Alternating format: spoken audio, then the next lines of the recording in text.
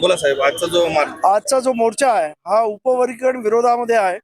सरकारने जबरदस्तीने उपवर्गीकरण करायचं ठरवलेलं आहे आणि आज त्याच्या विरोधात लाखो लोक आज सोलापूरच्या रस्त्यावरती उतरलेले आहेत।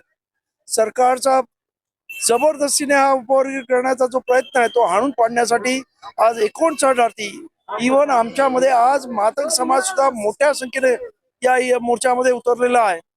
आणि आपल्याला सांगणं आहे की परभणी असेल, जालना असेल, लातूर असेल, मुंबई असेल, या सर्व ठिकाणी यासारखेच मोर्चे झालेले आहेत। लाखो लोक रस्त्यावर उतरलेले आहेत।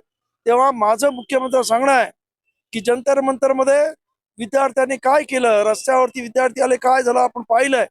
त्यामुळं जनतेचा आक्रोश हा सामान्य पद्धतीने घेऊ नका। जनता हीच सार्वभौम आहे आणि त्यामुळे त्याच्यावरती कुठचाही तुम्ही निर्णय लादण्याचा प्रयत्न करू नका। जनता आज मोठ्या संख्येनं त्याला विरोधामध्ये उतरलेली आहे। 59 जाती एक संघ, एक दिलाने, एक विचारानं रस्त्यावरती उतरलेले आहेत आणि त्यामुळं कुठल्याही परिस्थितीमध्ये हे उपवर्गीकरण आम्ही होऊ देणार नाही। आणि केल्याचा प्रयत्न झाला तर ज्या पद्धतीने दिल्लीमध्ये उद्रेक झाला तसा पूर्ण महाराष्ट्रात उद्रेक झाल्याशिवाय राहणार नाही, हे मी ते सांगतो।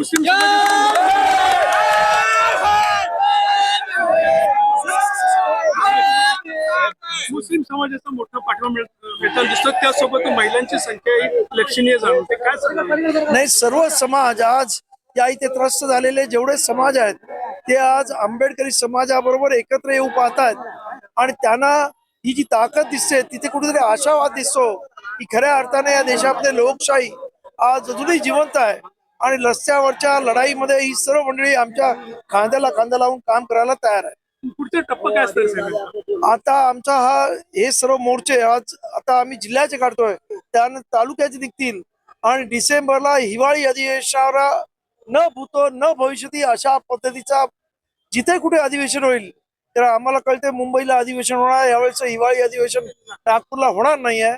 तर प्रचंड म्हणजे प्रचंड प्रचंड मोर्चा न भूतो न भविष्यती असा निघेल आणि त्यानंतर जन आंदोलन रस्त्यावरचं चालू आहे।